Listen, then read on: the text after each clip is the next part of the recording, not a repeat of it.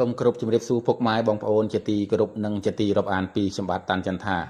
ដោយពុកម៉ែបងប្អូនបានស្ដាប់ក៏ដូចជាតាមដាននៅព័ត៌មានដែលខ្ញុំបាទតាន់ចន្ទថាបានចុះទៅសម្ភាសក្មួយស្រីច័ន្ទតារាវតីនៅឯខាងគេឋានរបស់ក្មួយស្រីរួចមកហើយបាទហើយមុននេះពុកម៉ែបងប្អូនក៏បានស្ដាប់នៅបទចម្រៀងដែលជាការបកស្រាយគោករបស់ក្មួយស្រីច័ន្ទតារាវតីតាមរយៈបទចម្រៀងរនាតប្រត់ស្នេហ៍និងបទចុតម៉ាយមច្ចរាជថ្ងៃមិញចិនខ្ញុំនៅសង្ឃឹមបាត់បងអើយបងថាបងអានិនមកផាមួយតូដើរតាមរែកក្រោយនៅបាត្រង់បង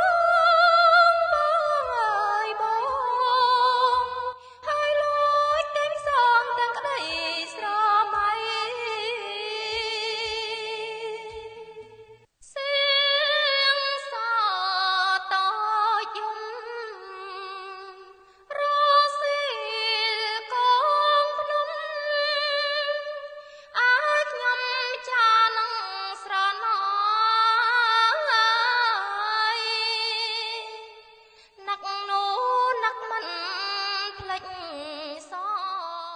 តាមរយៈបទចម្រៀងដែលជាបទមនោសញ្ចេតនាពីបទនេះឃើញថាមានពុកម៉ែបងប្អូនស្រឡាញ់គាំទ្រ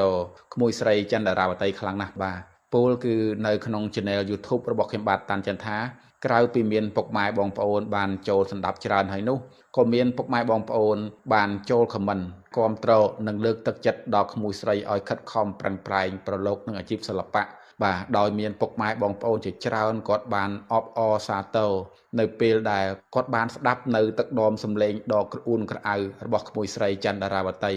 រហូតមានអ្នកខ្លះបានលើកឡើងថាក្មួយស្រីគឺជាគ្រាប់ពូជសិល្បៈដ៏ល្អ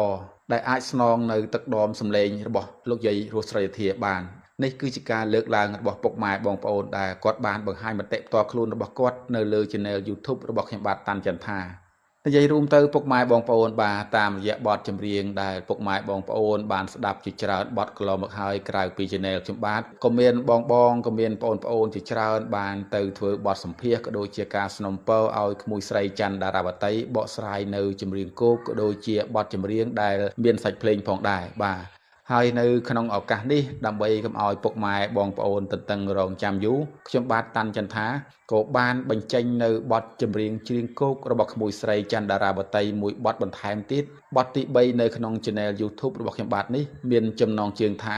ការកំពុងរីកបាទហើយបទចម្រៀងមួយបទនេះគឺជាបទចម្រៀងរបស់លោកយាយរស់ស្រីសធាហើយមានចង្វាក់ជាបទក្បាច់ពុកម៉ែបងប្អូនបាទតាមរយៈបទចម្រៀងមួយនេះឃើញថាកន្លងមកក្មួយស្រីច័ន្ទតារាវតីដូចជាពុំធ្លាប់បានបកស្រាយនៅបទចម្រៀងចង្វាក់បែបនេះទេពុកម៉ែបងប្អូនបាទទៅតែខ្ញុំបាទតាន់ចន្ទថាបានទៅដល់គេឋានរបស់ក្មួយស្រីផ្ទាល់ខ្ញុំបាទក៏បានសំណូមពរឲ្យក្មួយស្រីបកស្រាយនៅបទចម្រៀងការកំពុងរីកដែលជាចង្វាក់ក្បាច់នេះឡើងពុកម៉ែបងប្អូនបាទដូច្នេះហើយតាមរយៈនៃបទចម្រៀងដែលពុកម៉ែបងប្អូនកំពុងស្ដាប់នេះសូមពុកម៉ែបងប្អូនជួយដាក់ពិន្ទុទាំងអស់គ្នាបាទថាតើទឹកដមសម្លេងរបស់ក្មួយស្រីច័ន្ទតារាវតីអាចនឹងទទួលបានពិន្ទុប៉ុន្មានដែរបាទដោយសារអីមុននេះមានពុកម៉ែបងប្អូនជាច្រើនគាត់បានចូលរួមឲ្យពិន្ទុប៉ុណ្ណេះភាគរយបើទៅនឹងលោកយាយរស់ស្រីធាបាទដូច្នេះហើយនៅពេលនេះសូមពុកម៉ែបងប្អូនជួយដាក់ពិន្ទុបន្ថែមទៀតពុកម៉ែបងប្អូនបាទតាមរយៈបទចម្រៀងផ្កាកំពុងរីកដែលជាចង្វាក់ក្បាច់បាទដែលជាការបកស្រាយរបស់ក្មួយស្រីច័ន្ទតារាវតី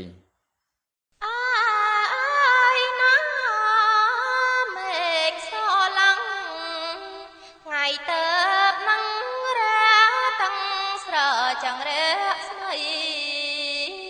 ចំបាយនឹងចំបៃរំចងថ្មីថ្លាគង់គីរំដួលក្តាំងងារដំដាំគ្នារីកនឹងការរំជែកបរិកដែរគូឲ្យស្នាតែក្លិនកាណយណយណយណយណយណយណយអើយណាក្បងតឹងលេតឹងស្រាំងថ្លា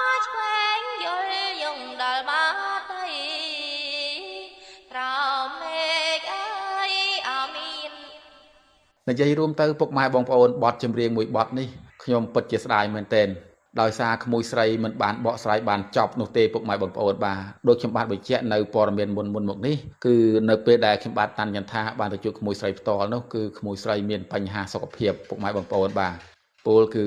ច្រៀងចឹងទៅគឺមានបញ្ហាបំពង់កដែលគាត់ច្រៀងទៅលេងរួចដូច្នោះហើយទៅធ្វើឲ្យបទចម្រៀងមួយបទនេះក្មួយស្រីមិនអាចបកស្រាយបានចប់នោះទេបាទហើយខ្ញុំបាទក៏បានថតយកមកបង្ហាញពុកម៉ែបងប្អូនស្ដាប់បានតែពាក់កណ្ដាលនេះដែរបាទពិតជាមានការសោកស្ដាយខ្លាំងណាស់ពុកម៉ែបងប្អូនបាទដោយសារនៅពេលនោះមួយស្រីមានបញ្ហាសុខភាពហើយរហូតមកដល់ថ្ងៃទី17នេះបើតាមព័ត៌មានដែលខ្ញុំទទួលបានពីឪពុករបស់ក្មួយស្រីគឺចន្ទរាវតី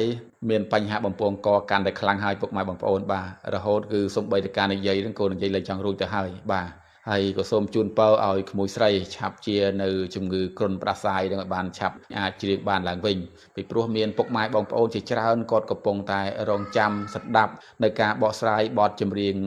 របស់ក្មួយស្រីបាទទោះបីជាបទចម្រៀងភាគច្រើនក្មួយស្រីបានបកស្រាយជាការ cover នៅបទចម្រៀងលោកយាយរស់ស្រីធាក៏ពិតមែនប៉ុន្តែបើតាមដែលមតិពុកម៉ែបងប្អូនដែលគាត់បានចូលស្ដាប់នោះគឺពួកគាត់បង្ហាញការពេញចិត្តណាស់បាទពលគឺពួកគាត់បានជំរុញឲ្យក្មួយស្រីព្យាយាមវឹកហាត់នៅរសជាតិសម្លេងបែបលោកយាយរស់ស្រីធាបន្តទៀតបាទដោយសារអំណោយផលពីធម្មជាតិរបស់ក្មួយស្រីគឺបានល្អប្រសើរហើយពលគឺទឹកដមសម្លេងរបស់ក្មួយស្រីមានភាពស្រដៀងទៅនឹងលោកយាយរស់ស្រីធាមានភាគរយខ្ពស់ណាស់បាទពុកម៉ែបងប្អូនបាទពលគឺទឹកដមសម្លេងរបស់ក្មួយស្រីបើយើងនិយាយពីចំណុចខ្វះខាតនោះក្មួយស្រីនៅមានចំណុចខ្វះខាតតិចតួចពាក់ព័ន្ធទៅនឹងតិចនិចច្រៀងតែប៉ុណ្ណោះបាទដោយឡែកភាពភ្លាវភាពស្ទើរពលគឺក្មួយស្រីធ្វើបានល្អហើយបាទហើយក៏សូមអរគុណច្រើនដល់ពុកម៉ែបងប្អូនដែលបានចូលស្ដាប់នៅការអត្ថាធិប្បាយរបស់ខ្ញុំបាទតាន់ចន្ទថាក៏ដូចជាស្ដាប់នៅបទចម្រៀងដែលជាការបកស្រាយគោករបស់ក្មួយស្រីច័ន្ទដារាវតីផងដែរបាទហើយសូមជួយ comment និង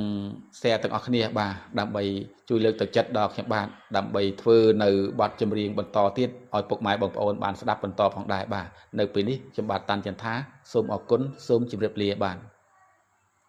ថ្ងៃមិញចិនខ្ញុំនៅសង្ឃឹមបាត់បងអើយបងថាបងអាណិនមកផាមួយតោដើរតាមរែក្រោយនៅ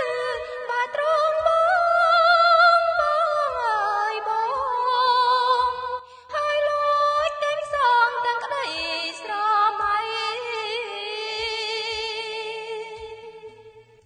តែអង្គនិច្ចាអង្ក្រាសាសំបងអើយបង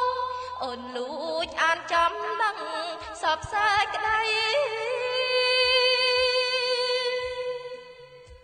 ត្រង់ញរំធនស្ទើស្លឹមស្មើទេបងអើយបងចង់តែ